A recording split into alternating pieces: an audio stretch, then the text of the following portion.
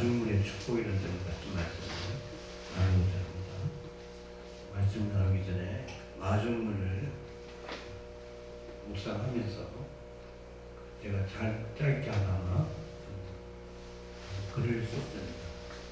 낭독하고 그리고 말씀 나누겠습니다. 마중물 수세식 펌프에 물을 부어버리려면 한 바가지 정도의 물이 필요하다. 지하에 있는 물을 부어버리기 위해 한 바가지에 필요한 물이 마중물이다. 손님을 마중 나간다 해서 붙여준 이름이다. 내 안에 저 밑바닥에 있는 기도의 소리를 끌어올리기 위해서 목청껏 부르짖는 마중물이 필요하다. 때로는 땀을 흘리면서, 때로는 침을 튀겨가면서, 때로는 피를 토하면서 가슴 깊숙한 곳에서 잠자는 나를 깨우고 가족을 행복하게 만들고 이 나라 민족을 살리기 위한 일입니다. 오직 믿는 자에게만 주시고 오직 그 자녀에게만 주시고 오직 나에게만 주어진 마중물 기도를 이 새벽에 드려봅니다. 서로 아끼고 사랑하며 서로에게 감사하고 기뻐하며 믿음을 하는 음성 가득한 주의 자녀가 되기를 사모하면서 이렇게 제가 적어봤습니다. 바로 오늘 설교 내용이 바로 그런 것입니다. 옛날에 수동 펌프를 사용할 때 펌프에 물을 한 바가지를 부어놓고 품으면 물이 올라오는데 그때 먼저 붓는 물이 바로 마중물이다 그렇게 부릅니다. 펌프 써보셨어요? 펌프 안 뽑은 사람이 어디 있습니까? 소비아 목사님은 공주님이어서 안 써볼 것 같아요. 그렇게 물을 얻으려면은 아무리 급하고 아무리 아까워도 그 있는 물을 부어야 됩니다. 그러면은 품으면 품는 대로 물을 얻을 수 있게 되는 것입니다.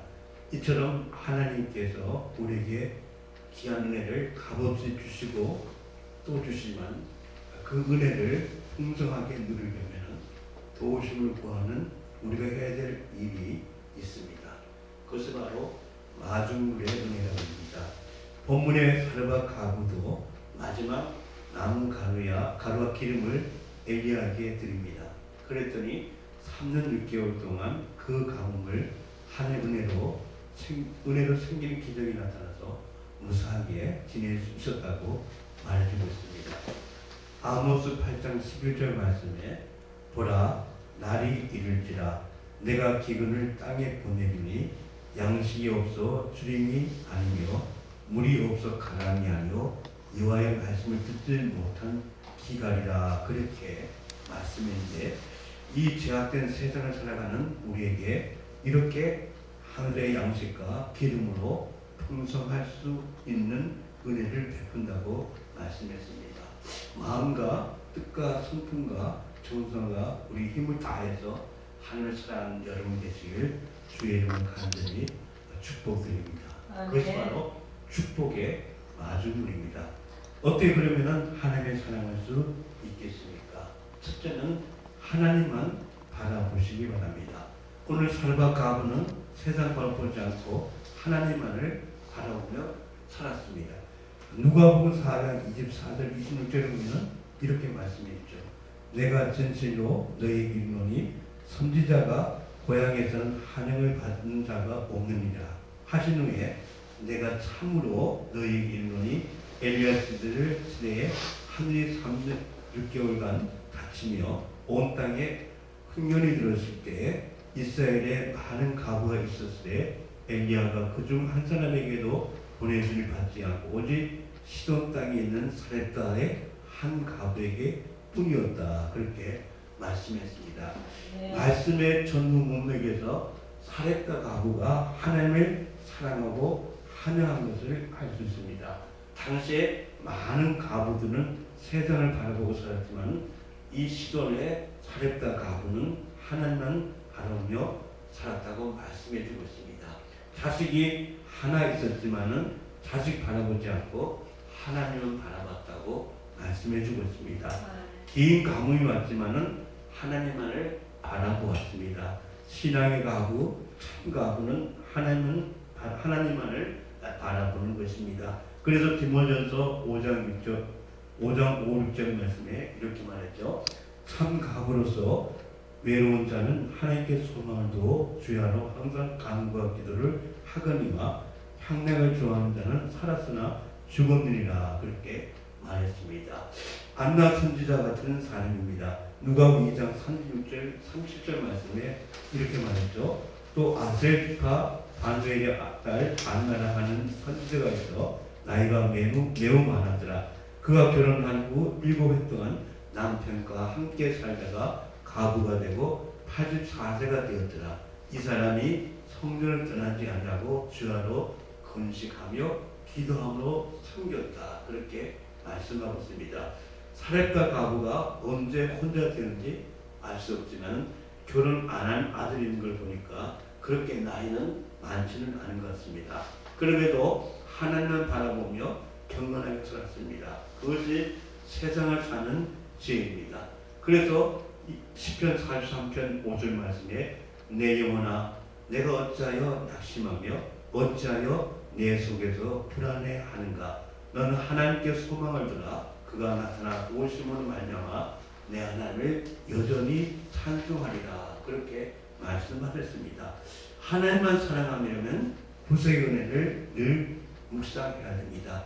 막달라 마리아가 예수님의 발에 힘을 맞추고 그 머리에 향유를 부을 만큼 사랑한 것은 창녀로서 당시 율법으로 보면 돌에 맞아 죽을 죄인이었지만 예수님께서 죄인을 용서해 주시고 그 안에 7 귀신을 쫓아내 주셔서 죄 안진 사람으로 만들어 주셨기 때문입니다.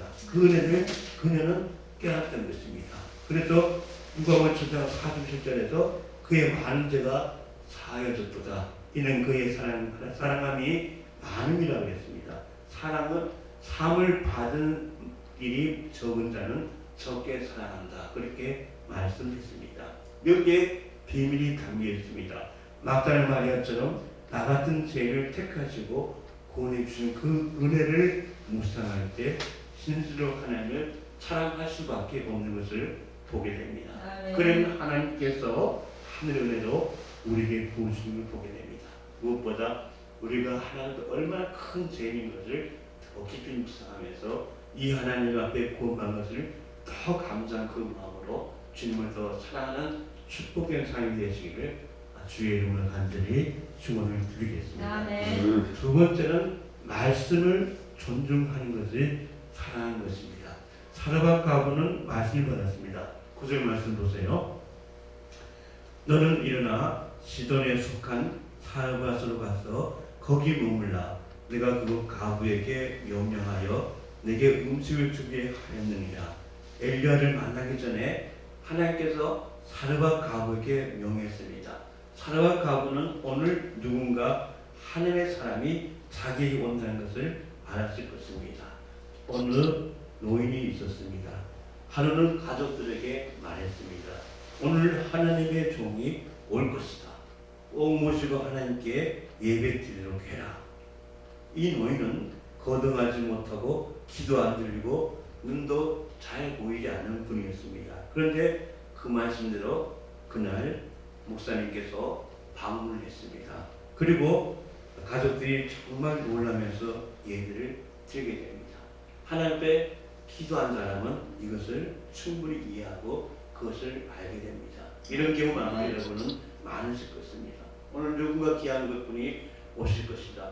기도 속에 하나님의 말씀을 묵상하는 속에서 그런 것을 하나님께서 깨닫게 해주세요. 그래서 분명히 그날 귀한 분이 오시고 또 하나님의 귀한 또 동역자들이 오게 되고 그런 것을 많이 경험할 것입니다. 바로 이런 것입니다. 사르밧 가부도 말씀을 받았습니다. 그때가 흉년의 깊은 때가 그녀는 마지막 남은 가루로 떡을 만들어서 아들과 함께 먹고는 죽으라고 그렇게 죽으려고 했습니다. 그런데 엘리야가 나타나고 떡을 달라 하고 상황이 곧 꿈대로 전개되니까 하나님의 뜻인 것을 그녀는 확신하게 됩니다. 이렇게 하나님의 말씀을 존중한 것이 하나님을 사랑한 것인 줄 분명히 믿습니다. 그래서 신명기 6장 4절 말씀부터 7절 말씀 이렇게 말했죠. 이스라엘아 들으라, 우리 하나님 여호와는 오직 유일한 여호와이시니 너는 마음을 다하고 뜻을 다하고 힘을 다하여 내 하나님 여호와를 사랑하라. 오늘 내가 내게 명하는 이 말씀을 너는 마음에 새기고 내 자녀에게 부지런히 가르치며 집에 앉았을 때든지 길을 갈 때든지 누워 있을 때든지 일어날 때든지 이 말씀을 강론하라. 그렇게 말씀했습니다. 우리 한 군데 말씀 한번 같이 한번 공부해 보겠습니다. 신명기 28장 1절에 6절 말씀 볼까요?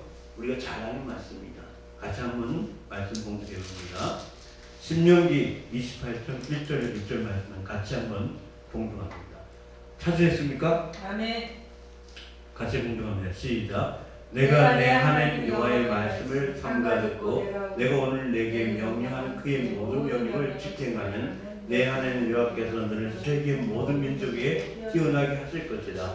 내가 내 하나님 여호와의 말씀을 청종하면 이 모든 복이 내게 임하며 내게 이르리니 성읍에서도 복을 받고 들에서도 복을 받을 것이며 내 몸의 자녀와 내 토지의 소산과 내 전중의 새끼와 소와 양의 새끼가 복을 받을 것이며 내 간질과 떡 반죽 그릇이 복을 받을 것이며 내가 들어와도 복을 받고 나가도 복을 받을 것이니라.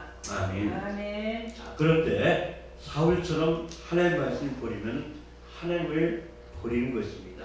그래서 이사야 48장 17절에 19절에 이렇게 말했죠.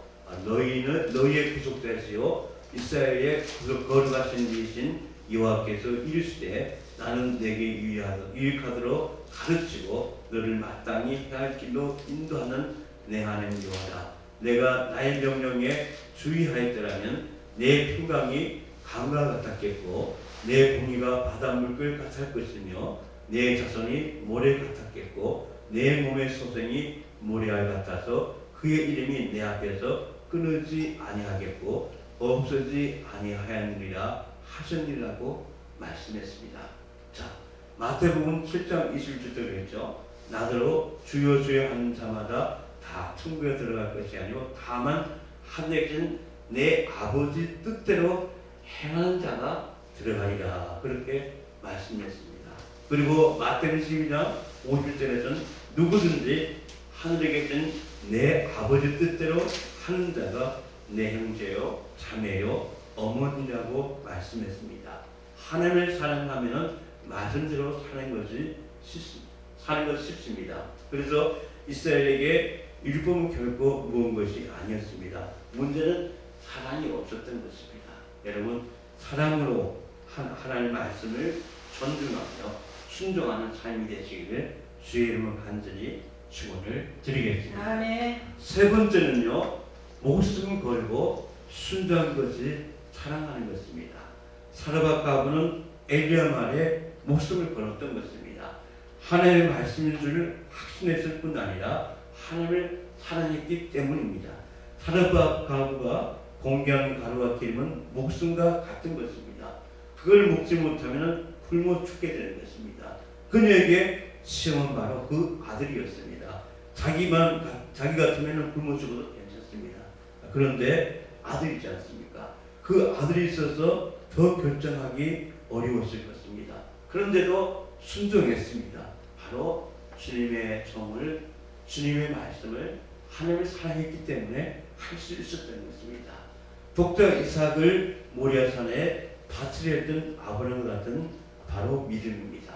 창세기 22장에 내 아들 내 사랑하는 독자 이삭을 데리고 모리아 땅으로 가서 내가 내게 일러준 한 산 거기서 그를 번제로 드리라. 그럴 때 아브라함은 순종했습니다. 창세기 22장 10절 이하에서는 뭐라고 했습니까? 손을 내밀어 칼을 잡고 그 아들을 잡으려하니 여호와의 사자가 하늘에서부터 그를 불러 이르되 아브라함아 그 아이에게 손을 대지 말라. 그에게 아무 일도 하지 말라. 내가 내 아들 내 곡절까지도 내게 아끼지 아니했으니 내가 이자야 내가 하나님을 경외할 줄을 아노라고 말했습니다. 사랑하기 때문에 그 그것이 정답이었던 것입니다. 사랑하기 때문에 그렇게 순종했던 것을 보게 됩니다. 요한복음 15장 13절 이하에도 사람이 친구를 위하여 자기 목숨을 버리면 이보다 더 큰 사랑이 없나니 너희가 내가 명한 대로 행하면 곧 나의 친구라고 말했습니다.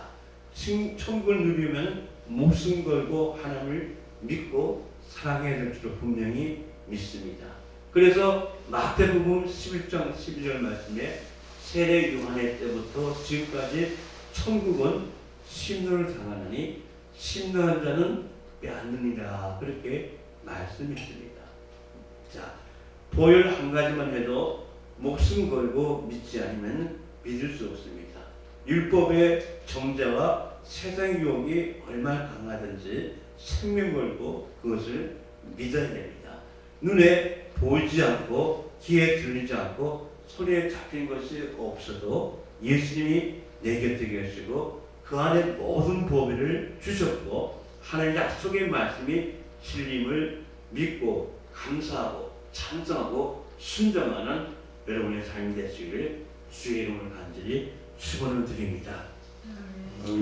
이 록펠러가 평생 교회를 4,982개를 세웠습니다. 얼마나 대단합니까? 그렇게 할 수 있었던 것은 하나님께서 경제의 능력을 주셨기 때문만이 아니었습니다. 한 번은 기자가 그에게 물어봤습니다. 미국의 많은 사업가들이 번 돈을 한 푼도 쓰지 않고 대투자해도 사업이 잘 되지 않는 경우가 많은데 당신은 11조를 하나님 앞에 바치고 그 많은 교회를 지어서 봉헌했음에도 어떻게 세계 제1의 보호자리가 될 수 있습니까? 하고 물어봤습니다. 록펠러가 뭐라고 대답했는지 아십니까? 그것은 하나님의 경제학을 몰라서 하는 말씀입니다. 중요한 것은 하나님의 축복의 씨를 뿌린 것입니다. 하나님의 축복의 씨는 반드시 풍성한 결실로 다가오게 되어 있는 것입니다. 이렇게 대답했습니다. 이것은 뭡니까? 저 정확한 답은 뭡니까? 그가 바로 하나님을 진심으로 사랑하기 때문인 것을 볼 수가 있습니다. 바로 이 록펠러가 세계 최고의 부자가 될 수 있었고 4,982개의 교회를 건축했던 그런 비밀이 바로 거기 담겨 있는 것을 보게 됩니다. 바로 하나님을 사랑하는 것, 그것이 바로 하나님께서 보여주는 귀한 축복인 것을 다시 한번 깨닫게 됩니다. 여러분, 사르밧 가부에게 일어났던 엘리야의 기적은 지금 우리에게도 일어날 수 있는 줄을 분명히 믿습니다. 엘리야 시대에 3년 6개월의 가뭄처럼 영적으로 아무리 갈급하고 고단할지라도 하나님 믿고 하나님을 더 진심으로 사랑하시는 여러분 되시길 진심으로 축원드립니다. 하나님을 예배하고 찬송하고 순종하며 우리가 하신 최선을 다하는 삶이 되어야 될 줄 압니다. 사람이 무엇을 심든지 그대로 거두리라고 갈라디아서 6장 7절은 말씀했습니다. 그러므로 우리 모두 사랑함으로 말씀 따라 사는 것이 축복의 마중물이 되어서 여러분의 일생 다 가도록 하늘의 은혜와 은사로 넘치는 복된 믿음의 삶이 되시길 주의 이름을 간절히 축원을 드리겠습니다. 아멘. 기도하겠습니다. 사랑의 하나님 아버지 감사합니다.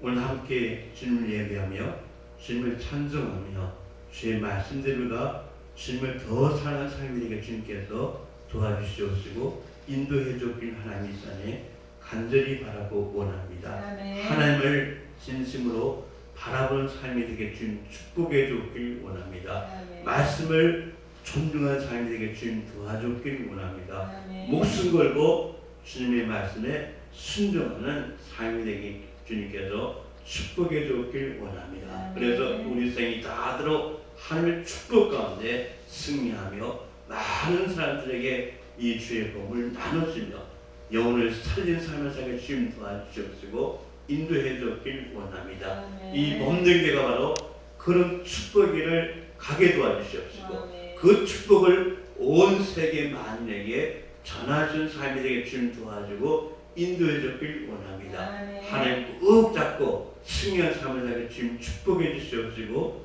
인도해 줬길 원하며 예수님으로 감사하며 기도드렸습니다. 아멘.